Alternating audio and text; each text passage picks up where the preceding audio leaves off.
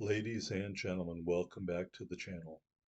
You are here on the home of the slightly above average ship review. I am your average host, KPZ. Yes, today we are reviewing the Pan Asian Tier 4 destroyer, Jianwei. Hopefully I didn't butcher that name too badly.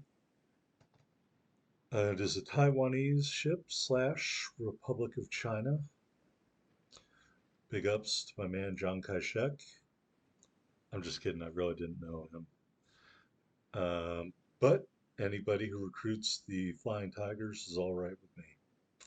All right, we're here on Solomon Islands. It is a domination match, and we are in the Tier 4 destroyer, Jianwei. I was not expecting this match to turn out like it did, so let's all be pleasantly surprised in some ways and disappointed in others. Here's a look at the teams. We are top tier. There are aircraft carriers, and there are 3 destroyers on each team. So maybe we'll see a little destroyer on destroyer combat. I will say, in my opinion, do not be fooled by the 5 guns of the Jianwei. I do not consider it to be a gunboat. I consider it a torpedo boat with the ability to defend itself. It is based off of a project destroyer from the Royal Navy. I mistakenly said that about the Tier 3 ship. The Tier 3 ship in the Pan Asian line is a down-tiered Minakaze. This was the destroyer leader that Britain came up with, but I don't think they ever made it, or if they did, there are no pictures of it. So the title card was just some rando ship I found with um, Republic of China troops in front of it in the World War II era. All right, we're moving into Bravo here. There's a Kotovsky 7-kill game in the Kotovsky on my channel, kids. If you haven't watched it yet, you are really missing out. But what I'm trying to say here is I have great fear of the Kotovsky, and so I'm really encouraging everybody to shoot at it, and I am maneuvering away from it so I do not have to deal with it. There is the Oklahoma. Perhaps this person just got it out of the bureau, or perhaps they really wanted to play in a premium version of a tech tree ship. Who knows? And there's a Suzuki over there as well. You can see deep water torpedoes for those who don't know or aren't sure. The lollipop torpedoes can't hit destroyers. Don't shoot them at destroyers unless you're inadvertently shooting them at a destroyer in order to engage a battleship or cruiser. There we get a couple of torpedo strikes on the Oklahoma. And we did get a minuscule amount of flooding, but he damage conned it. So now I'm just hanging out waiting for my reload.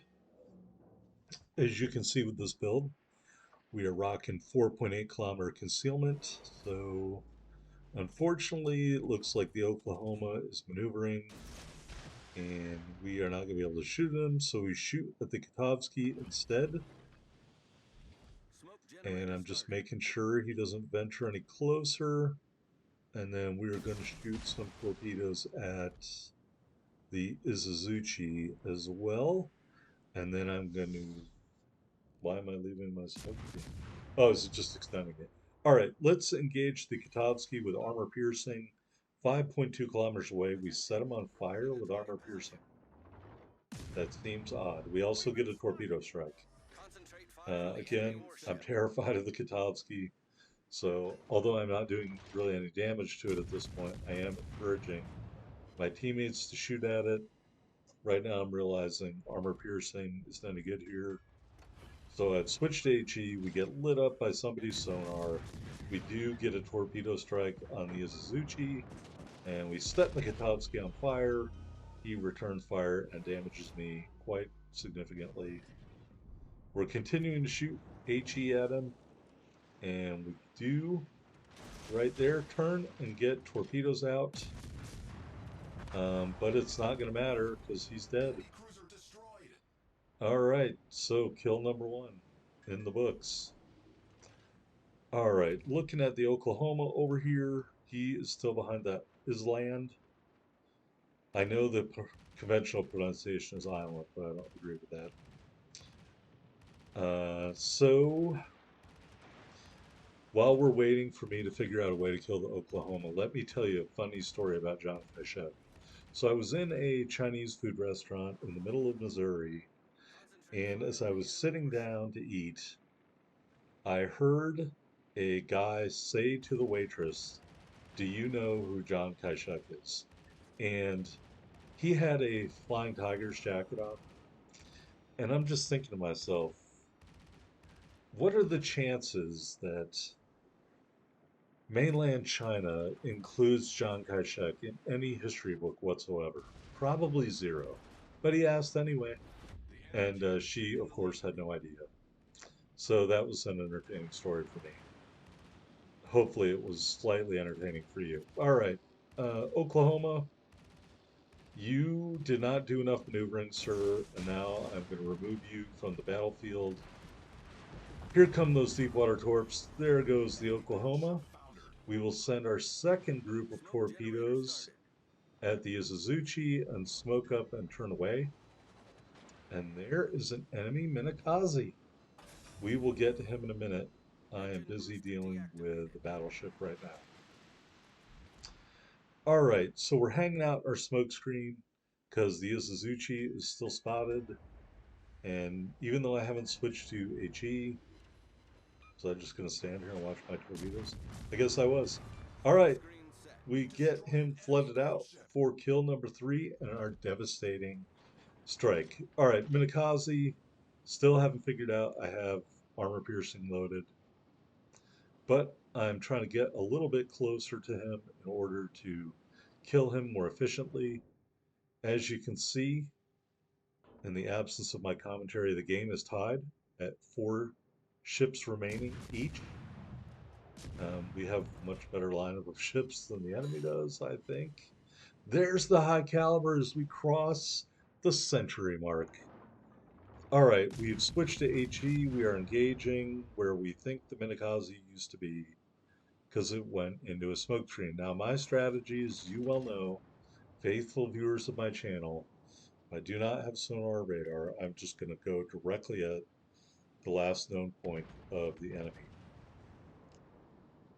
And we are keeping our guns aligned on the port side of the ship.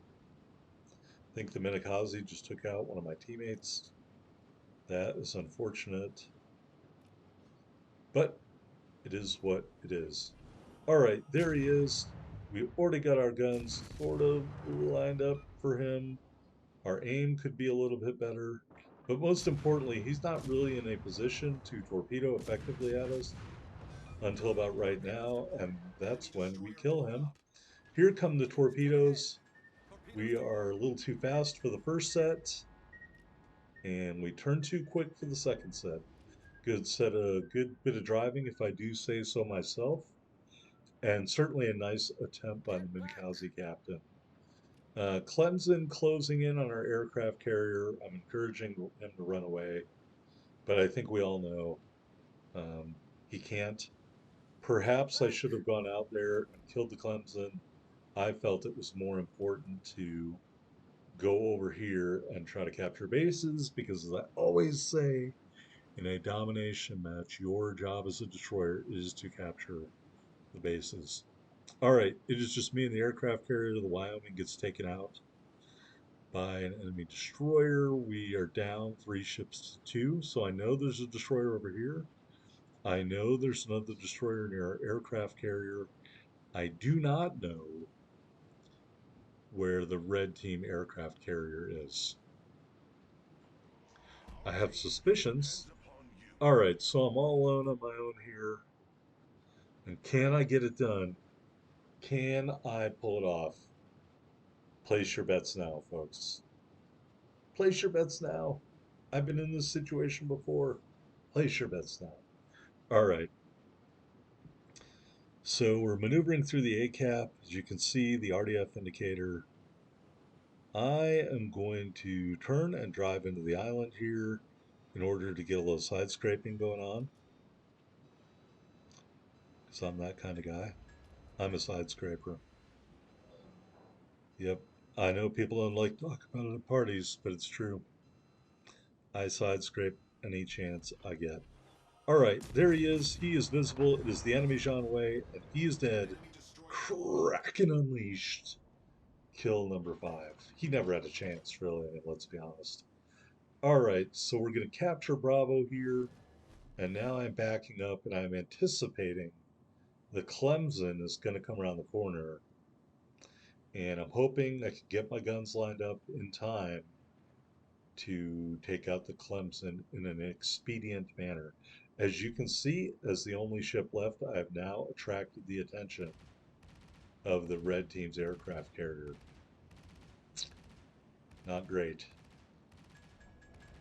All right, so we're speeding up, we're slowing down, we're maneuvering, we're doing all sorts of stuff. I got to kill this Clemson before I start to worry about the aircraft carrier.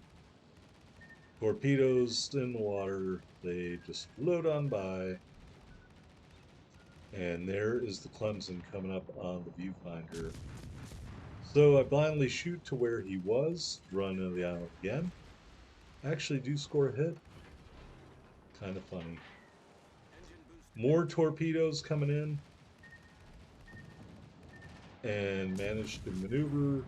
I don't think it activated in time. So we're doing some good damage right there on the Clemson. Clemson is a very dangerous ship, but at the end of the day, I have 5 guns, and I'm doing a lot of splash damage to the Clemson with this HE. And as you can see, I'm having to dodge torpedoes. And here comes the reload. There goes the Clemson. Kill number 6. He launched torpedoes. Oh, by the hair of my chinny chin chin. I just managed to dodge those. All right, so there's only one ship left. The enemy aircraft carrier. I feel he's behind that little island right there where those torpedo planes just came up at. So that is where I'm headed next to try to get my third 7-kill game in World of Warships Legends. I can tell you at this point, I was kind of freaking out because if you had said to me, pick a ship in the Pan Asian line, you would have one of your very best games in. And it never would have been this ship. Just saying. No, it probably would. This ship wouldn't have been my top 3 choices. So here we are. We're dealing with torpedo planes. We got our speed boost working a little bit. As you can see, although I have shot down a couple of planes, my AA leaves a little bit to be desired. British destroyers generally do not have good AA. So I am trying to keep away from the broadside torpedo run. You know, the best I can here. That is why I'm maneuvering this way. And he doesn't even do a run, he just drops the torpedoes, you know. And I can't get away from that one. And that's an unfortunate hit right there. You know, maybe if I'd made a beeline for the carrier, I could have been able to dodge that. But to me, in a ship with no AA, you've got to be cognizant of the attack runs and don't give him a free one. So here he does something very interesting. He drops from way up there. That was actually a pretty good tactic. So I originally didn't think he was going to be very good, but this guy's giving me a tussle. So kudos to you, Carrier Commander. You are doing a good job flying those airplanes. All right, there is the Langley. As you can see, we got about a minute and 35 seconds left right about now. Double checking my torpedo range. Why would I need to know that, right? He is on the very corner of the map over here, and I'm just trying to get him in torpedo range. He is full health. He's never been damaged. I don't think he's probably been spotted until the moment I spotted him. And I am just very wary of what he's trying to do there with those planes. He is in torpedo range, so I'm going to make a mistake here. All right, that shooting one rack was not a mistake. That shooting a second rack was a mistake, in my opinion, as we dodged some of his torpedoes. All right, so now I don't really have anything to lose. Under 45 seconds left. I am just lighting him up. Still having to dodge torpedoes and getting shots in where I can. And they're not doing a lot of damage. We do get a torpedo strike. We do unlock the Confederate medal.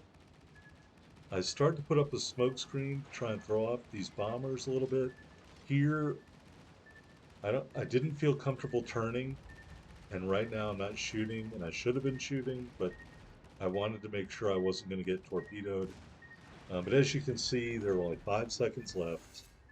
Not enough time for a reload of my torpedoes, and I did not do enough damage to kill the Langley. Here on the defeat screen, Confederate medal, high caliber medal, devastating strike medal, and the Kraken Unleashed. 2 solo base caps, 10 torpedo strikes, 6 big kills, 131,549 total damage, 313 plus silver, and 3140 ship XP and commander XP in the loss. This one hurt me, folks. It was right there, and I just couldn't grab it. If I had held that second torpedo launch, I could have gotten him, I think. There we are, top of the board in a loss, 6 kills. Um, it looks like our Langley was AFK, so great. But you know, if you have really good teammates, you don't have games with 6 or 7 kills. You know, so I really like that Jianwei game. I really don't think I'm going to come close to that in the future. All right, let's take a look at the ship here.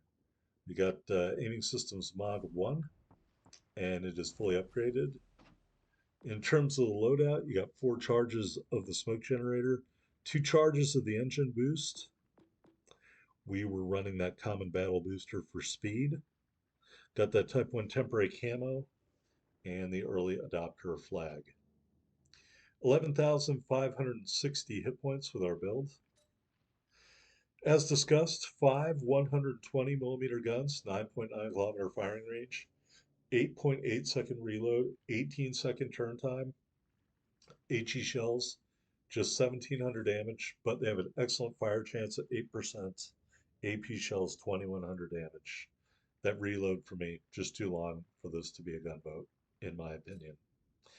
Torpedo launchers, 2 triple tube launchers, reload every 61.6 seconds. Max damage 13,763, 7.3 kilometer range at 64 knots, and the detectability is 900 meters. AA defense, pretty horrifically bad. Maneuverability 39.6 knots, 540 meter turning circle, 3.2 second rudder shift time. And the concealment 4.8 on the surface, 2.6 from the air, 2.1 when firing in smoke.